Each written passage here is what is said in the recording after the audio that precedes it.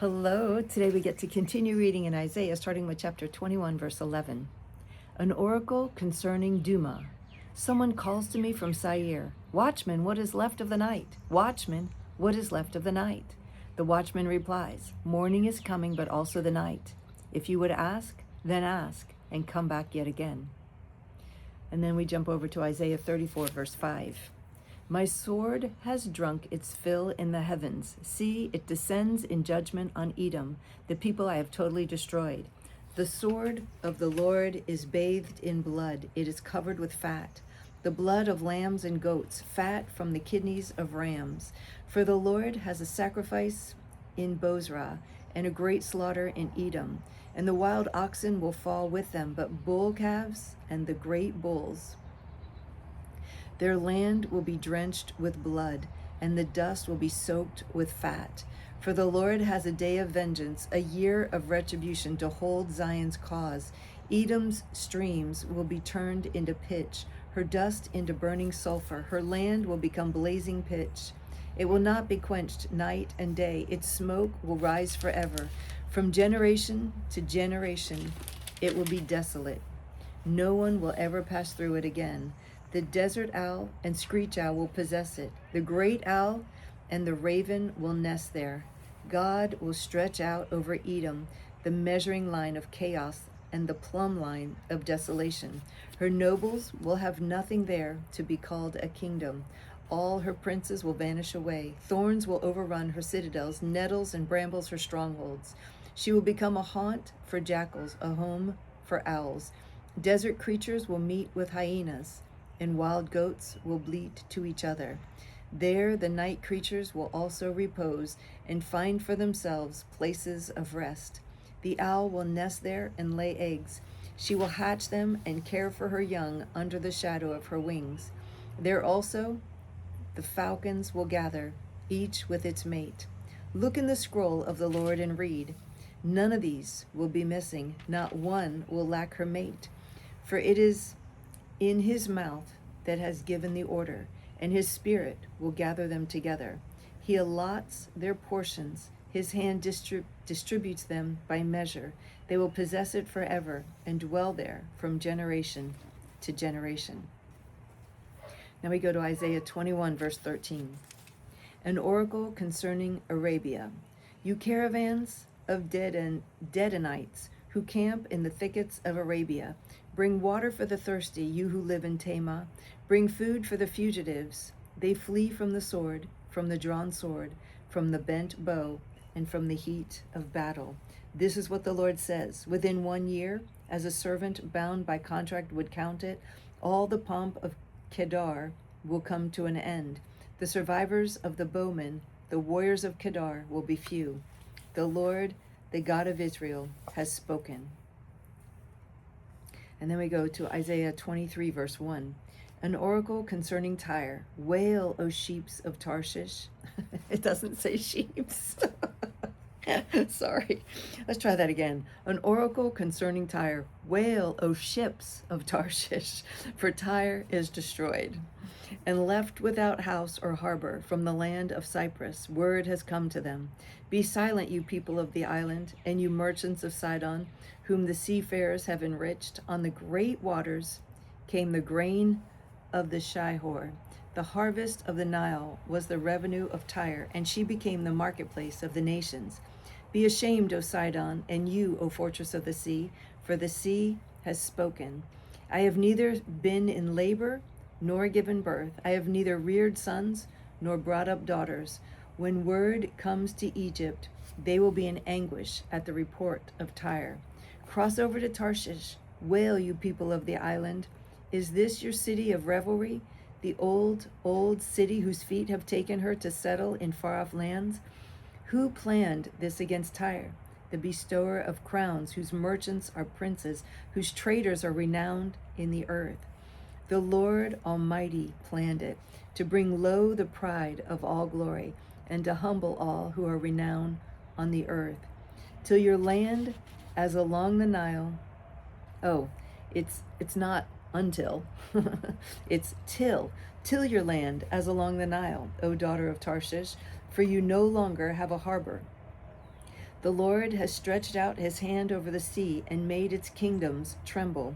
He has given an order concerning Phoenicia, that her fortresses be destroyed. He said, "No more of your reveling, O virgin daughter of Sidon, now crushed. Up, cross over to Cyprus. Even there you will find no rest. Look at the land of the Babylonians, the people that is now of no account. The Assyrians have made it a place for desert creatures. They raised up their siege towers. They stripped its fortresses bare and turned it into a ruin. Wail, you ships of Tarshish, your fortress is destroyed. At that time, Tyre will be forgotten for 70 years, the span of a king's life. But at the end of these 70 years, it will happen to Tyre as in the song of the prostitute. Take up a harp, walk through the city, O prostitute forgotten. Play the harp well, sing many a song, so that you will be remembered. At the end of 70 years, the Lord will deal with Tyre. She will return to her hire as a prostitute and will ply her trade with all the kingdoms on the face of the earth. Yet her profit and her earnings will be set apart for the Lord. They will not be stored up or hoarded. Her profits will go to those who live before the Lord for abundant food and fine clothes. Okay, so now we go back to 2 Kings chapter 16, verse 7 and 8 in Judah. Ahaz sent messengers to say to Tiglath-Pileser, king of Assyria, I am your servant and vassal. Come up and save me out of the hand of the king of Aram and of the king of Israel who are attacking me.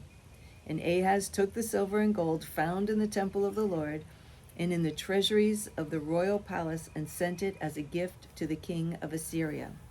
The king of Assyria complied by attacking Damascus and capturing it. He deported its inhabitants to Kir and put Rezin to death.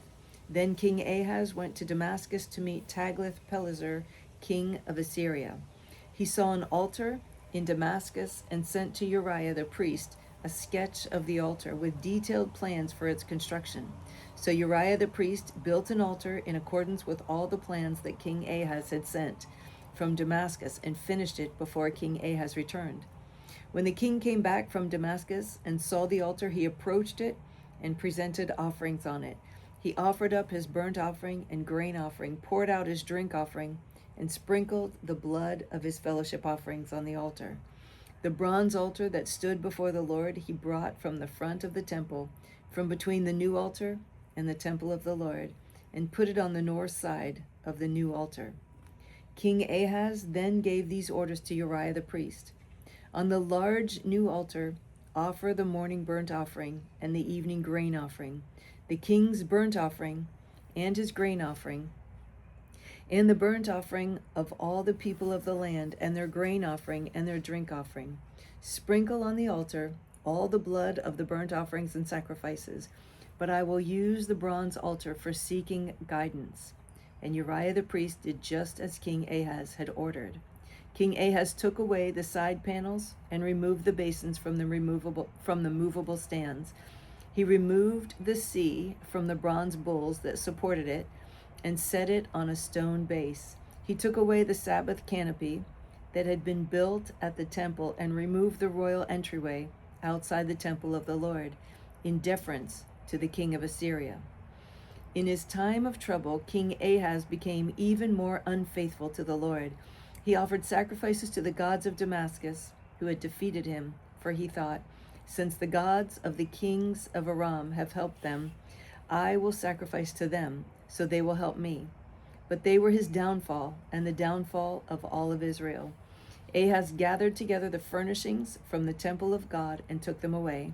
He shut the doors of the Lord's temple and set up altars at every street corner in Jerusalem. In every town in Judah, he built high places to burn sacrifices to other gods and provoke the Lord, the God of his fathers, to anger. The other events of his reign and all of his ways from beginning to end are written in the book of the kings of Judah and Israel. Ahaz rested with his fathers and was buried in the city of Jerusalem, but he was not placed in the tombs of the kings of Israel. and Hezekiah his son succeeded him as king. In the 3rd year of Hoshea, son of Elah, king of Israel, Hezekiah, son of Ahaz, king of Judah, began to reign. He was 25 years old when he became king, and he reigned in Jerusalem 29 years. His mother's name was Abijah, daughter of Zechariah. He did what was right in the eyes of the Lord, just as his father David had done. He removed the high places, smashed the sacred stones, cut down the Asherah poles. He broke into pieces the bronze snake Moses had made, for up to that time the Israelites had been burning incense to it. It was called Nehushtan. Hezekiah trusted in the Lord, the God of Israel. There was no one like him among all the kings of Judah, either before him or after him. He held fast to the Lord and did not cease to follow him. He kept the commands the Lord had given Moses, and the Lord was with him. He was successful in whatever he undertook. Wow, what a refreshing change, huh? It's nice. It's nice in the middle of all these corrupt kings to have a good one. Does it say why? Let's see.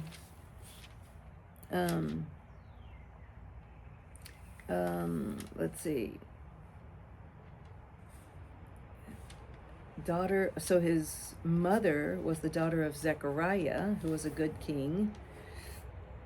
But yeah, it doesn't say. It doesn't say why. Like, why would a wicked king have a son that honors the Lord? Pretty cool. Pretty cool. Maybe because of his mother.